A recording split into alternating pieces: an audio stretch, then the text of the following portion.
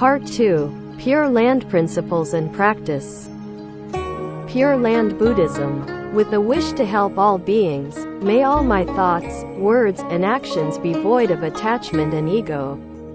May they arise from compassion and wisdom. May they be imbued with patience and joy. Once, the Buddha was asked if he was a god. The Buddha replied that no, he was not a god. Then was he an angel? No. A spirit? No. Then what was he? The Buddha replied that he was awakened. Since the Buddha, by his own assertion, is not a god, we do not worship him. We respect and are grateful to him for teaching us many different methods to help us find the way to be liberated from the cycle of birth, death, and rebirth, and like him, to become perfectly enlightened. One of the methods the Buddha taught is Pure Land Buddhism. Though still in its formative years in the West, Pure Land Buddhism is widely practiced in Asia, and its roots extend all the way to ancient India. We generally think in terms of only one Buddha, Sakyamuni, who lived about 2,500 years ago. But, since any sentient being can awaken and innumerable numbers have, there are innumerable Buddhas. Sakyamuni Buddha, after his enlightenment, explained that he saw not only his past lifetimes but also how the future would unfold. Sakyamuni saw people in our time having more afflictions, worries, and wandering thoughts. Our deep-seated bad habits having become even more entrenched over thousands of lifetimes would make liberating ourselves solely by our own efforts almost impossible. He knew that to end one's problems and attain lasting happiness, many people would need the help of another Buddha, Amitabha, the Buddha of infinite light and infinite life. Almost all of the teachings by Sakyamuni were the result of his being asked a question. In a departure from the norm, and knowing when the time was right, Sakyamuni initiated the teaching that introduced Amitabha and his Pure Land. This spontaneous teaching by Sakyamuni is what makes this teaching so special. In this teaching, Sakyamuni recounted how the Bodhisattva Dharmakara, after witnessing the suffering of sentient beings, spent 5 eons, an incredibly long period of time, studying all the Buddha lands. Dharmakara then made 48 vows, the fulfillment of which would create the Western Pure Land of ultimate bliss. He declared that he would not attain Buddhahood unless his vows for a perfect Pure Land, where all beings would advance along the Buddhist path and never again fall back into samsara, were accomplished. Once these vows were accomplished, Dharmakara Bodhisattva became Amitabha Buddha.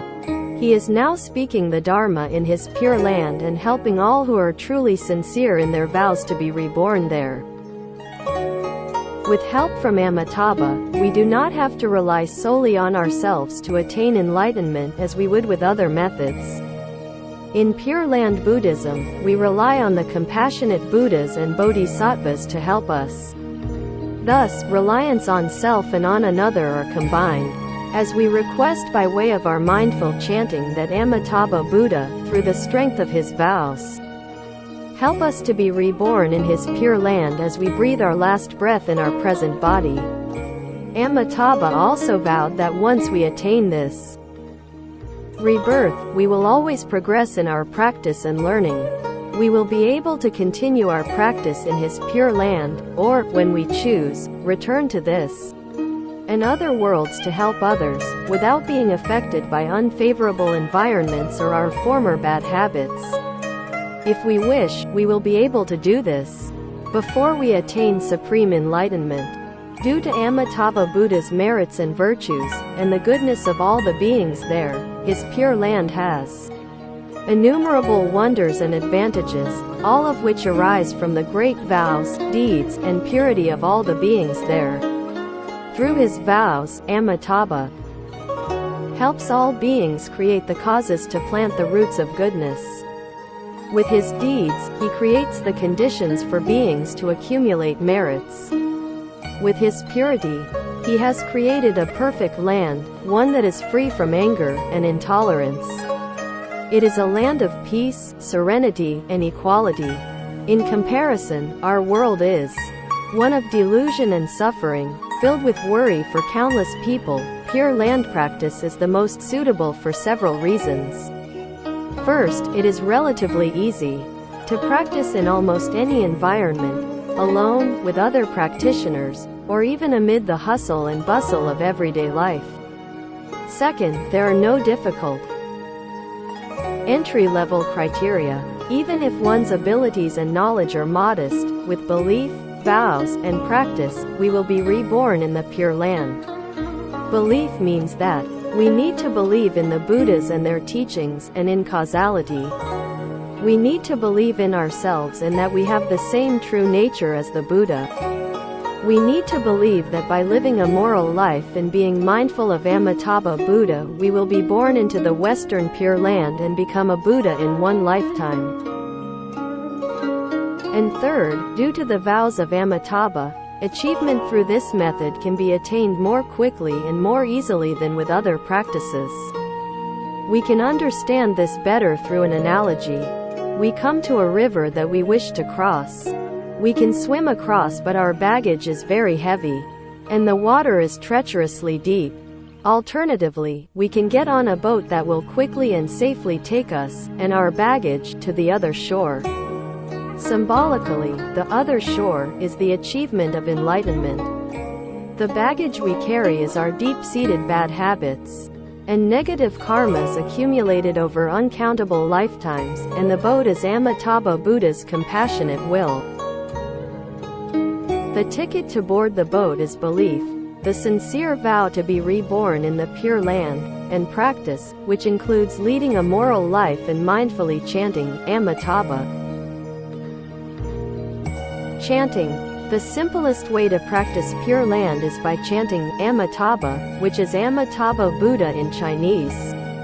It does not matter whether we chant in Chinese or any other language as long as we do it properly. When we chant, the sound of Amitabha arises in our minds. And as we utter Amitabha, our minds concentrate on and embrace that sound. While chanting, do so sincerely and continuously. As one keeps chanting and the mind focuses on the sound of Amitabha, errant thoughts are replaced with pure thoughts. In this way, we also create less negative karma.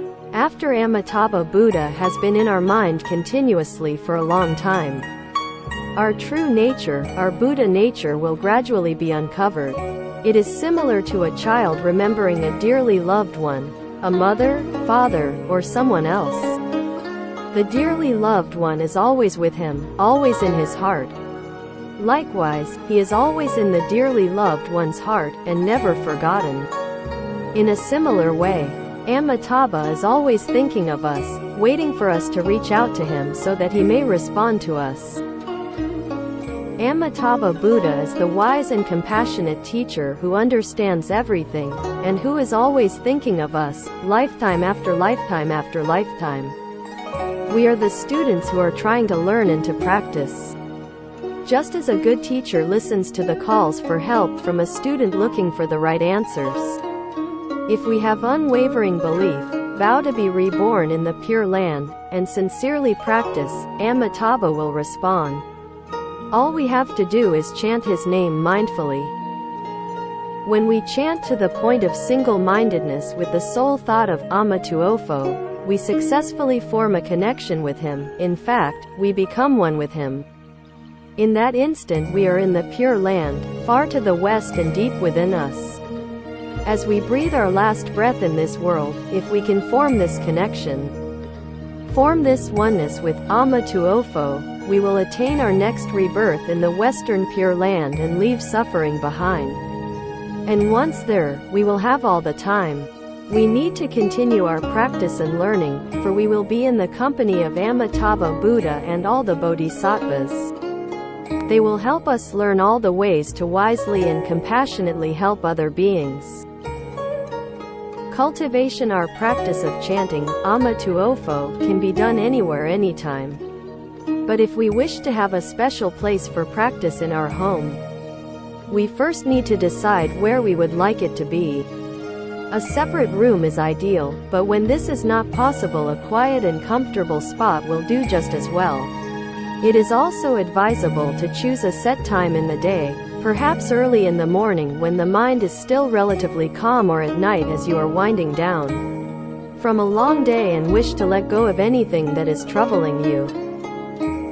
When setting up your gongjuo, the table where you place the Buddha image, incense, and other practice aids, place only objects that relate to your practice on it, not everyday objects. Apart from creating a respectful atmosphere, this will be beneficial to your concentration. You can use a bookshelf if space is limited. However, it is best to not place objects other than Dharma materials or books above this shelf. If the gongjuo needs to be placed in your bedroom, do not place it at the foot, but rather to the side of the bed. A simple arrangement would be to place a statue or picture of Amitabha Buddha alone or accompanied by 2 bodhisattvas on the gongjuo. With a clean container of water in front of Amitabha, looking at the image of Amitabha, you would place Avalokiteshvara Bodhisattva on the right side and Mahasthamaprapta Bodhisattva on the left side. If you have difficulty in obtaining an image, you can contact one of the societies listed at the back of this book to request a picture. If it is not possible to obtain a statue or other images, you may simply write Amitabha Buddha on a piece of paper and place it behind the container of water. If you are in a situation where even this is not possible, just focus quietly on your practice. Motivation is what is important. A sincere wish to chant, to improve oneself, and to help others is the most important requirement for practice. Symbolism and use. The image of the Buddha symbolizes our true nature, the same nature as that of all Buddhas. The images of the bodhisattvas symbolize understanding and practice. Mahasthamaprapta, also known as Great Power-Arrived Bodhisattva, symbolizes wisdom, and Avalokiteshvara, also known as Great Compassion Bodhisattva, symbolizes compassion. Wisdom and compassion are complementary and need to be used together. If using a statue, you can place it on a stand or box to elevate it above the other objects. The statue and bodhisattva images are placed at the back of the gongjuo to form the focal point. Water represents purity and stillness. Our minds need to be as pure and calm as water, as well as void of greed, anger, and ignorance. This will enable us to interact with others and situations with a serene and non-discriminatory mind, which, viewing everything impartially, reflects everything clearly but non-judgmentally, like a mirror. When setting up your gongjuo, use a new cup or glass for the water. Try to use a clear glass container, as seeing the water will remind you of what it symbolizes. Place the container in the center of the gongjuo and change the water regularly. The traditional time to change the water is in the morning. If this does not fit into your morning routine, you can instead change the water when you do your daily chanting. Incense symbolizes self-discipline and training, which will awaken our wisdom and compassion. When lit, the incense is transformed from something hard and unyielding into the fragrance of the Dharma, the truth that teaches us how to end suffering and thus find lasting happiness. Place the incense holder in front of the water. Flowers represent causality. Our every thought, word, and deed are causes that will bear results. If we wish to have good results, we must first plant the seed to create the cause. Also, flowers can serve to remind us of impermanence, for as beautiful as flowers are, their beauty is short-lived. Nothing lasts forever. Everything is impermanent. Flowers may be placed at the foot of the Buddha image or to the side. A potted plant or silk flowers can be used instead of cut flowers.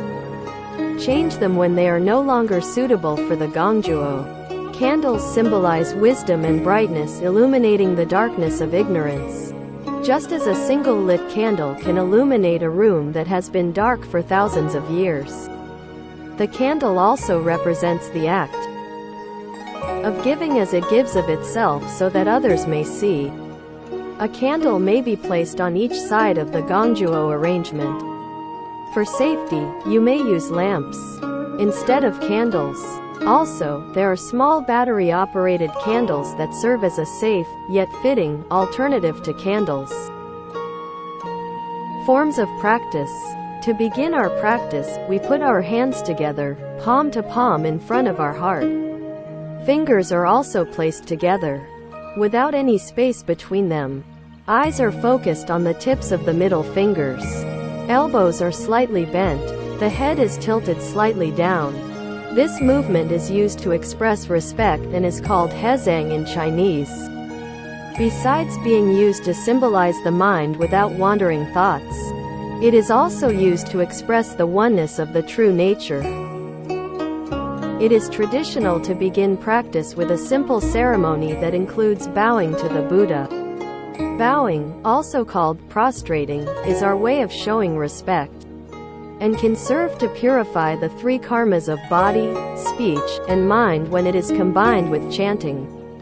Since this practice can be difficult physically for people who are unaccustomed to the movements, it is acceptable to do a standing half bow instead of a full bow to the floor. When ready to begin a practice session, do a half bow, 3 full bows, and a half bow. Both forms will be explained in detail in following sections. With this bowing, we pay respect to the Buddha and mentally prepare to begin our chanting. Having done this, we may next light an incense stick if conditions allow, and then take up our position. Sitting. Assume a comfortable position on a meditation cushion or stool, or on a chair. Use a cushion, either on the floor or your chair, that is slanted, so the back is slightly higher than the front of the cushion. This will incline your pelvis forward and provide better support. When sitting on the floor with a cushion, you may do so in a full or partial lotus position, or you may cross your legs.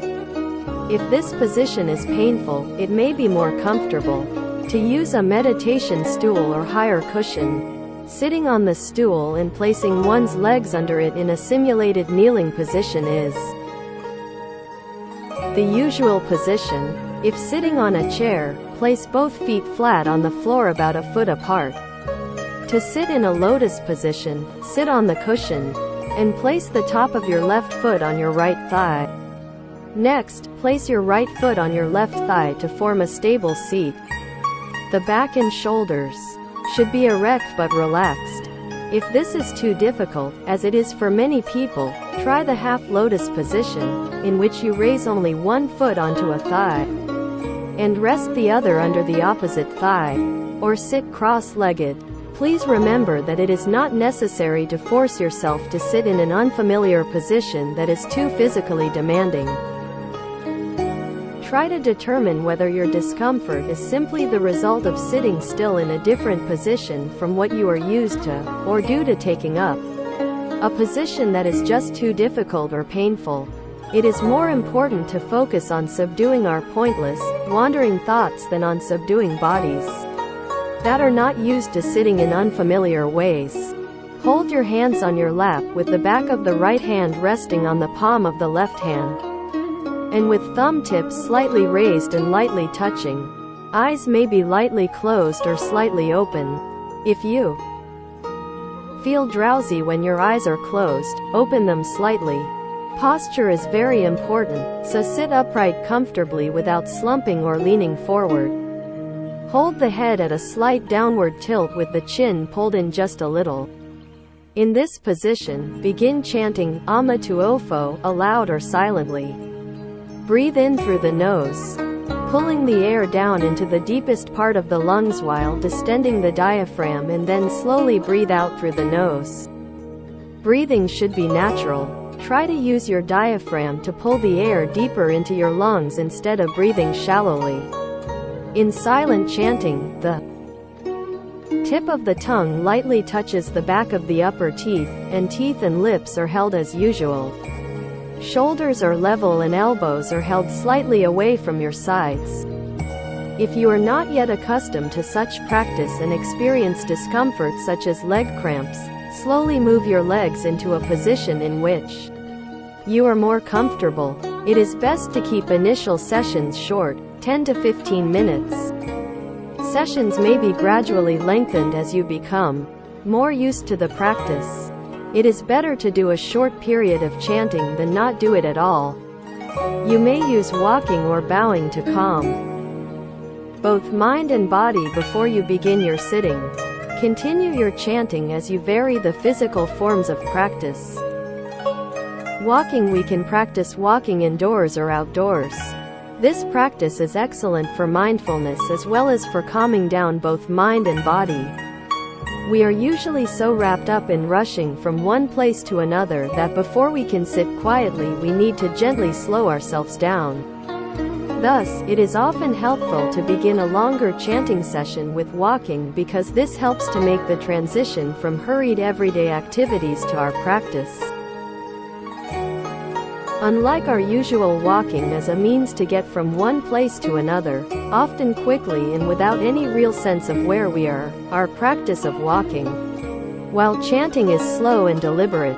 While we do not become absorbed in our surroundings, we do remain aware of where we are and what is happening around us. Ideally, we remain alert but are not distracted by activities around us. If your area for walking is large enough, you can walk in a circle. While walking slowly, be aware of lifting and placing your feet upon the floor or the earth. Instead of the usual hurried impact on the surface we are walking on, the foot should gently touch it. Keep body movements smooth and lithe, as with Tai Chi movements. During this practice, hands are held at slightly lower than waist level in front of us, with the back of the right hand resting on the palm of the left and with our thumb tips lightly touching. Walk clockwise, as this has been the custom since the time of the Buddha. There are two basic forms of our walking. In the faster form, lift your right foot off the floor, or ground, and move it forward and place it on the floor. As you chant A, pronounced as Ah, then repeat the movement with your left foot as you chant Mi, pronounced as Me. Step again on your right foot as you chant Ta, pronounced as Ta, and then on the left foot on Bha, pronounced as Bha. In the slower method, step on your right foot as you chant A, and slowly shift your weight from your heel to your toes as you chant Mi. Then step on your left foot on Ta, and slowly shift your weight from your heel to your toes as you chant Bha. In both forms, all movements should be deliberate and careful. While we usually step on the right foot first, people at other centers might step on the left. So if you attend different centers, you will need to see how they do their walking meditation. During the walking, our chanting may be done aloud or silently to ourselves. Whether aloud or silent, listen to and focus on the sound of your chanting. Walking may be used to break up longer periods of sitting, or as the sole form of practice. During retreats or regular chanting sessions, some centers use walking meditation more often, since it effectively counters the drowsiness and stiffness that can arise from prolonged periods of sitting. Prostrating. We bow not to worship but to pay our respects to the Buddha for teaching us, to recognize the Buddha nature that is in him and in all beings, and to practice humility by touching the floor with our head. If we are focused and sincere in what we are doing, we will be cleansing the three karmas of body,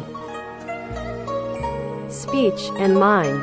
For example, as we bow, our body will be moving as we chant, and with each bow, we will purify some of our negative karma we had created through our former actions.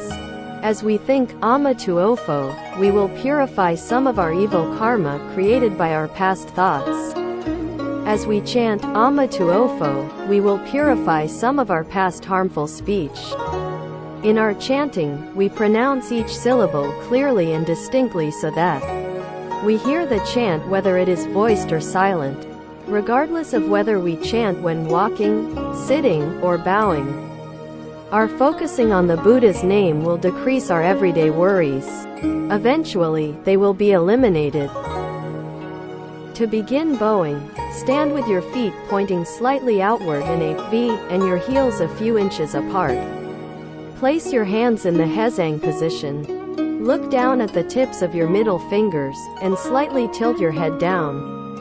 Keeping your neck straight, slowly bend forward until you have bent over almost 40 degrees. Then, bend at the knees and, while holding your left hand in the same position at chest level, move your right hand toward the floor. When your right hand touches the ground, bring the left hand to the ground as well, but about 6 inches ahead of the right. Be sure to place both hands on the floor so they will be in front of your head when it touches the floor. With this support of both hands on the ground, continue bending your knees to the ground until your knees are on the floor. Your right hand should be just in front and slightly outside the edge of the right knee, and the left hand still ahead of the right.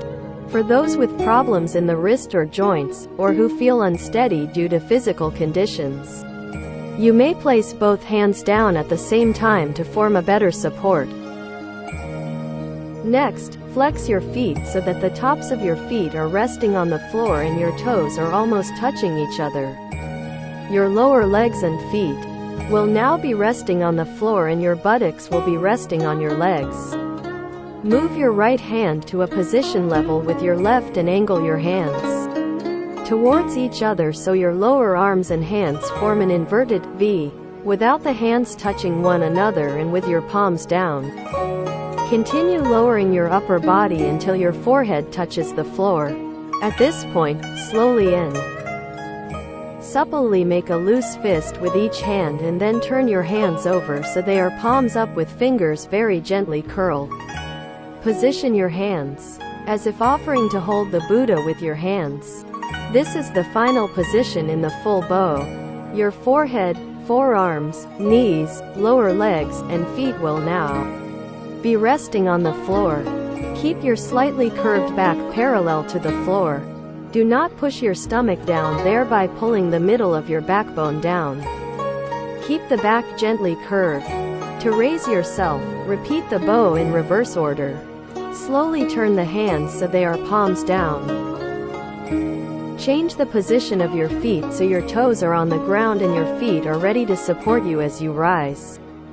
Then pull your right hand towards your body a foot or so, and this will help to straighten and raise your trunk. If needed, pull your left hand towards your body until it is more level with your right hand. Then using both hands push yourself up. Continue rising and straightening up until you are again standing upright with palms together at chest level. Begin with only a few bows, bowing slowly and gently while being mindful of your movements, and gradually increase the number you do. If possible, do this practice while a chanting machine or CD is playing. You may remain in the full bow position for several seconds until you begin to rise. Dedication of merits. Upon completion of our chanting, we formally dedicate our merits to being born into the Pure Land by reciting the following: May the merits and virtues accrued from this practice adorn the Buddha's Pure Land, repay the 4 kinds of kindness above, and relieve the sufferings of those in the 3 paths below. May those who see and hear of this bring forth the heart of understanding and compassion and, at the end of this life, be born together in the land of ultimate bliss.